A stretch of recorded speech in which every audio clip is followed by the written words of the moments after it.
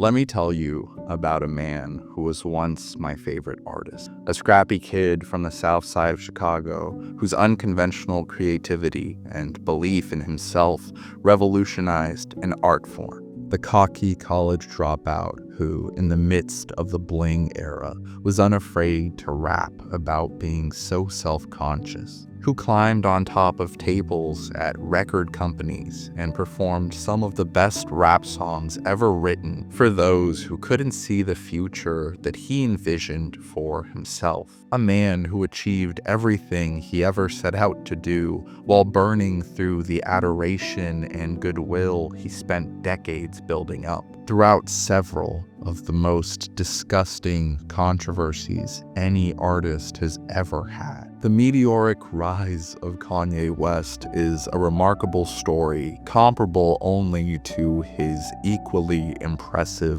fall from grace. Kanye's music has resonated with me more than anyone else's. It played a pivotal role in me falling in love with rap music, with storytelling, and with thinking about the world. It has been here through some of the most difficult, joyful, trying, and triumphant parts of my life. But I can't call Kanye West my favorite artist anymore. I made a video about my relationship with Kanye's body of work almost 2 years ago, and since then I've developed a deeper understanding of this strange place where myself and others to whom his music has meant so much find ourselves in. This isn't gonna be a video covering every terrible thing Kanye has ever said or done, and trust me, there's a lot of material there. Instead, it's going to focus on the idea if you can truly separate the art from the artist, especially when it comes to someone like Kanye West. Over the course of this video, I'm going to say kind words about Kanye's earlier work and talk about what he meant to me as an artist, and in no possible way is that an endorsement of any of Kanye's beliefs or ideals. In fact, this video is quite clearly a condemnation of them. I love to analyze characters, to explore the intricacies and ethos of these larger-than-life figures. One of the most compelling aspects of hip-hop music to me is the exploration of the self, how any given artist can portray their own story. You develop an attachment to these figures, to the portraits they paint of themselves. I've heard countless conversations about separating the art from the artist. I've seen this conversation countless times about Kanye himself. I truly believe that there's no separating the art from the artist when it comes to Kanye West, because his art is so inherently about himself. Many, such as myself, felt a kinship with Kanye, a desire to express ourselves with the same unparalleled confidence and drive that he's so consistently demonstrated throughout the years, for better or worse. The legend of Kanye West, this story that I and millions of others across the globe fell in love with, is just that, a story. A character that, while yes, crafted and portrayed by a human being, transcends the man and whatever controversy that he brought upon himself. I don't listen to Kanye West nearly as much as I used to, because for me, that legend is dead. Kanye succeeded in carrying out a character assassination of the parasocial versions of himself that we all crafted in our head. When I saw the most recent wave of truly terrible things that Kanye tweeted, I felt almost nothing. No shock and awe at all of his outrageous statements, just a vague sense of annoyance, like a mosquito that you just swat away. But after a second, I sat down and I listened to a lot of my favorite Kanye songs for the first time in a long time. The controversy was oddly comforting because it reminded me that whatever this is, it is not the Kanye that I looked up to.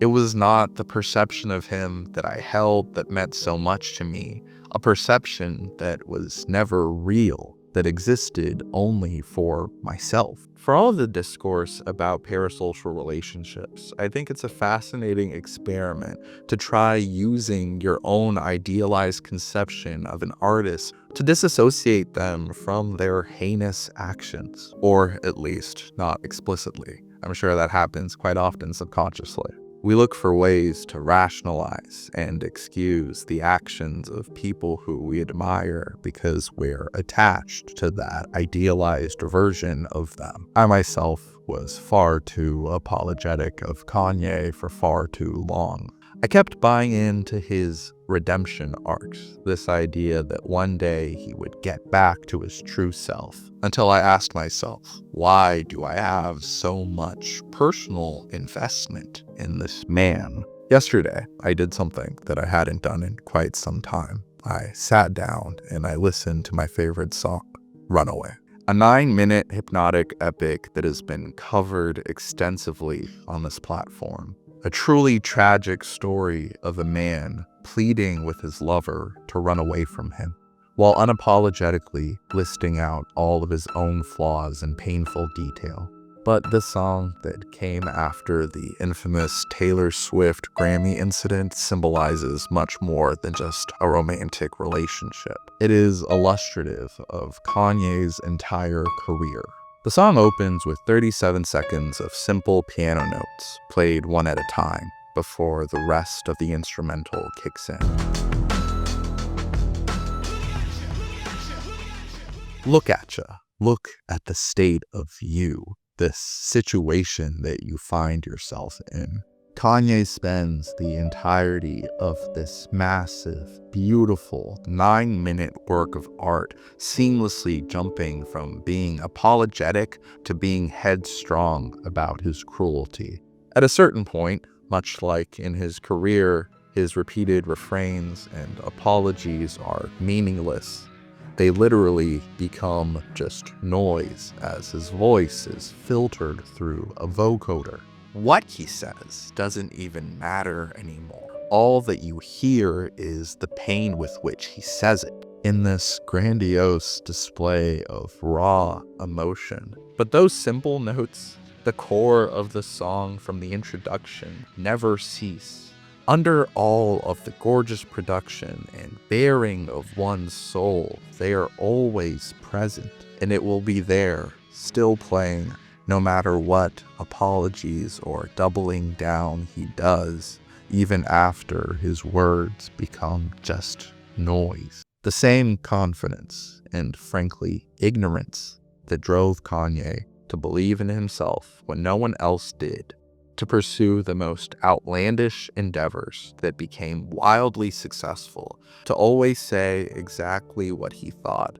From George Bush doesn't care about black people all the way to slavery is a choice, is exactly what drives him to be cruel and hateful with no regard for others. I will say about Kanye West what I have often said about Richard Nixon. He is a truly Shakespearean figure in the grandeur of his story and the tragedy of his own self-inflicted fall. In fiction, perhaps he would be Anakin Skywalker, the underdog, chosen one hero we root for, who ultimately succumbs to the dark side. But Kanye West is a human being whose words and actions hurt real people, and all that we have left of him to admire are these idealized time capsules of what he meant to us in some bygone era.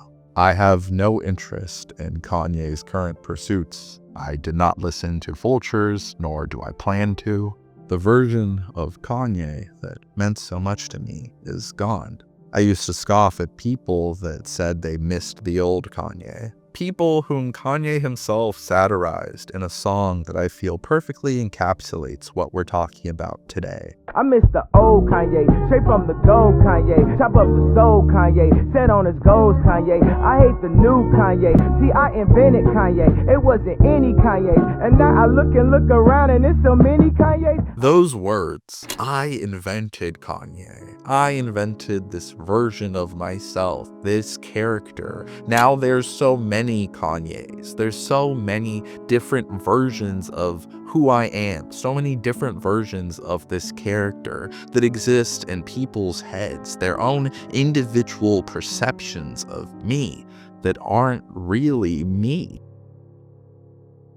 If only there were another artist whose entire body of work deals with those questions of identity and character, who captures the beauty and ugliness of being human while reflecting on the blurred lines between them and the character that they play. I find that a remarkable foil for Kanye is none other than Kendrick Lamar, whose 2022 album Mr. Morale and the Big Steppers is a deeply personal reflection on the idea of a savior complex. Here, he draws a distinct line between Kendrick Lamar, the human being, and Kendrick Lamar, the artist and symbol, pivoting from the larger issues of racism and the Black community to an introspective look inside Kendrick's own world. The project is a raw expression of his successes, vices, family, and trauma. The closing track on the album, titled Mirror, features the repeated refrain,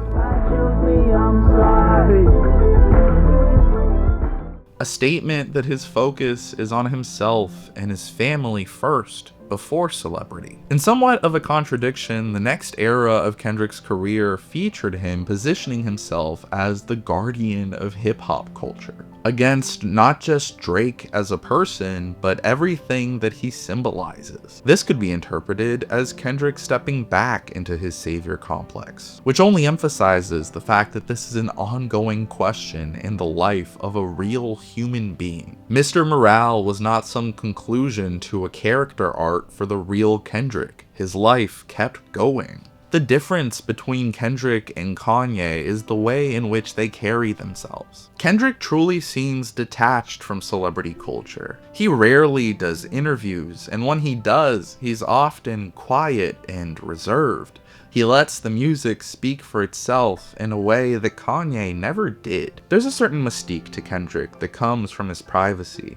He doesn't give you all of him because he doesn't need to. At the end of the day, no matter how much investment you have in someone's persona, you really are just there for the music. I like to think that I will never have the same attachment to another artist as I had to Kanye West, but that might not be true. If Kendrick Lamar or some other artist that I liked started saying the things that Kanye says, I would be deeply disappointed. But that's just part of being human in this strange, contradictory age of celebrity and personal attachments. I didn't research and plan this video in the way I traditionally would have. I just felt like I had a lot to say and I voice typed a script more or less, so I hope that it came out at least kind of cohesive.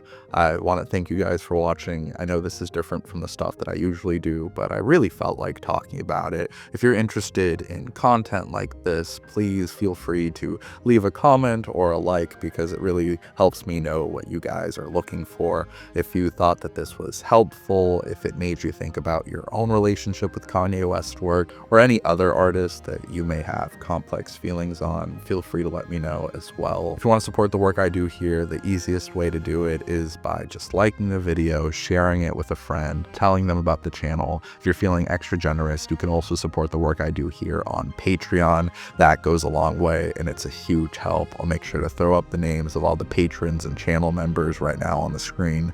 Thank you guys so much for watching. I appreciate you all, and I will see you next time.